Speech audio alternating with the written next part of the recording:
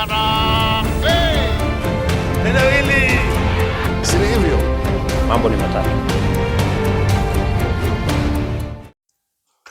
Ladies and gentlemen, good morning and welcome back to our channel once again. It seems Rigathi Gachagua has a clear strategy on how he's going to take control of Nairobi politics. Yesterday, Millicent Omanga officially dumped William Ruto and joined Rigathi Gachagua's party, DCP party.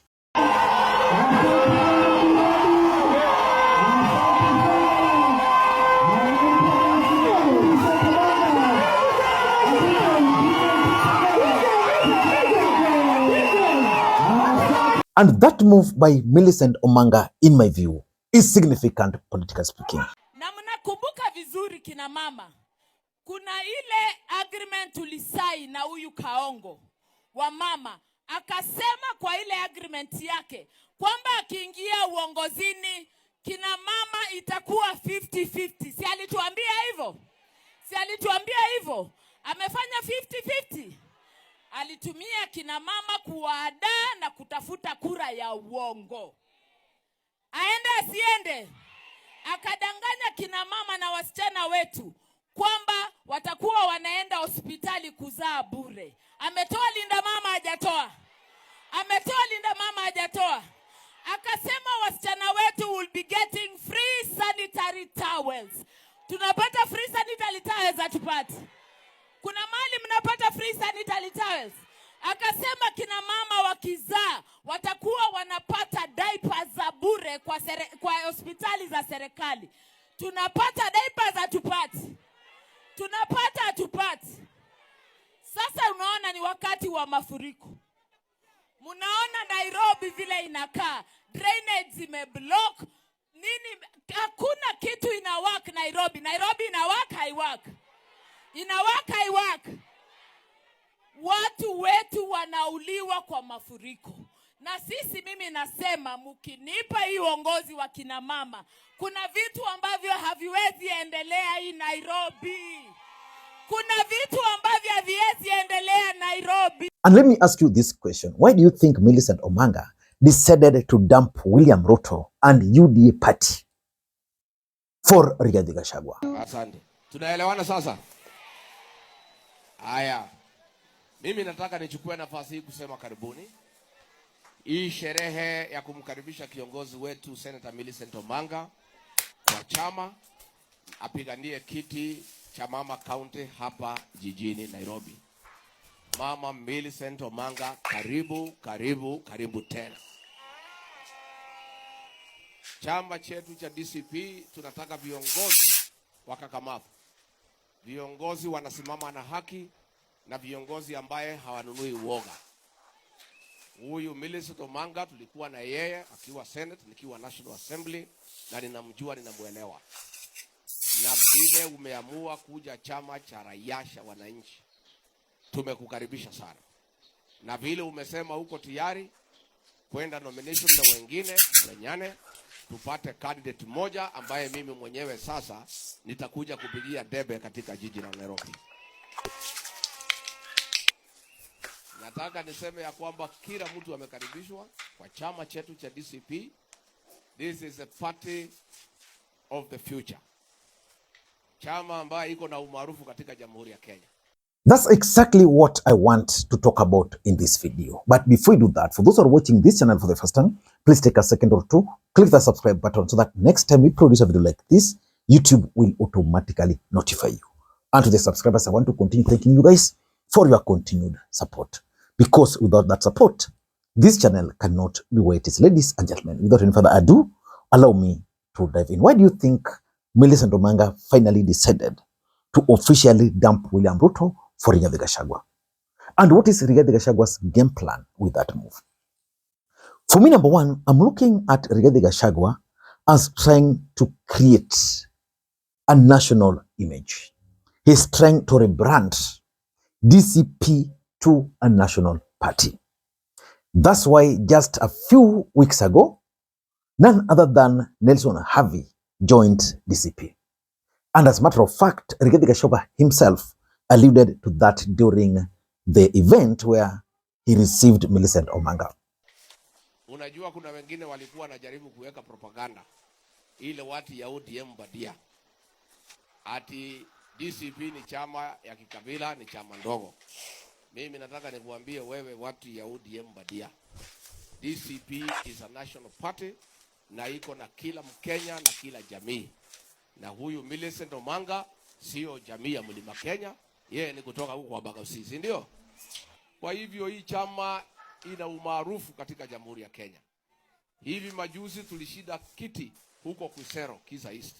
Tukashida ingine Narok Township. Ingine hapa jijini Nairobi, Kariobangi North. Kwa hivyo hii ni chama ya kitaifa na ni chama iko na umaarufu.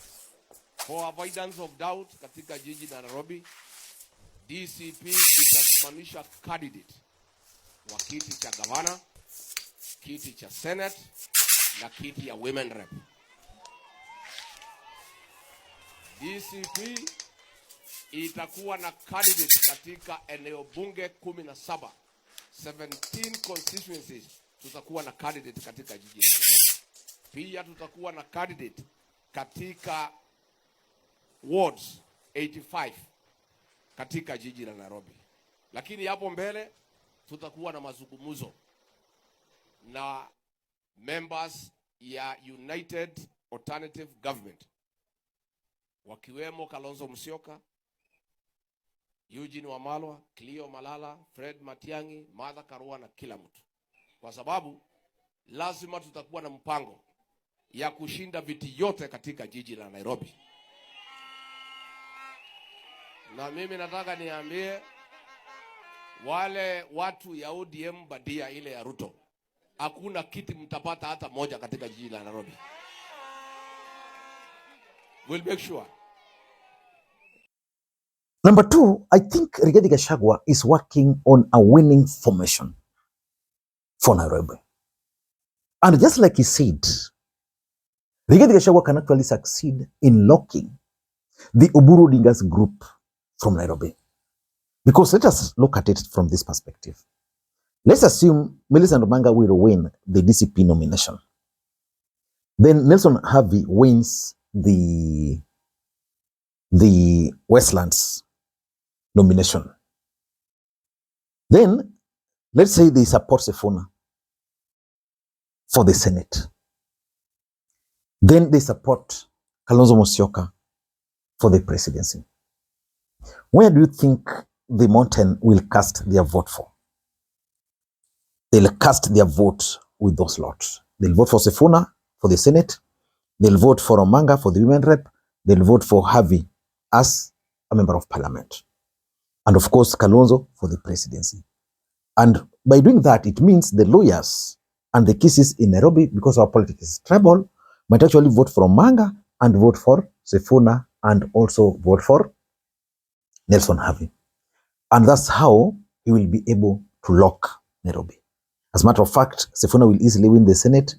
Omanga, with the support of Kalonzo and with the support of Rigathi, will win the women rep. So the governor is what is still remaining. Will they support Babu Owino? So for me, Rigathi Gachagua is actually coming up with a winning formation for Nairobi, and he might succeed. Na sisi Nairobi si wa kabila. Sisi Nairobi si wa kabila. Na hii chama yetu ya DCP si ya ukabila. Inaleta kabila zote. Tuko pamoja. Na mimi kama Mama Omanga nimeingia DCP kama mmoja wao wa women rep ambao wanasimama. Kuna women reps wengi wanasimama na DCP. Na mimi nawaambia niko tayari tuende nomination, tumenyane, mwenye anashinda ndiye anapata tikiti. Kina mama oe! Kwa chondo ya United Opposition tutakufanya women. Na hiyo hakuna compromise. Na kuna watu wanadharau watu sana hapa. Kuna watu wanatudharau sana.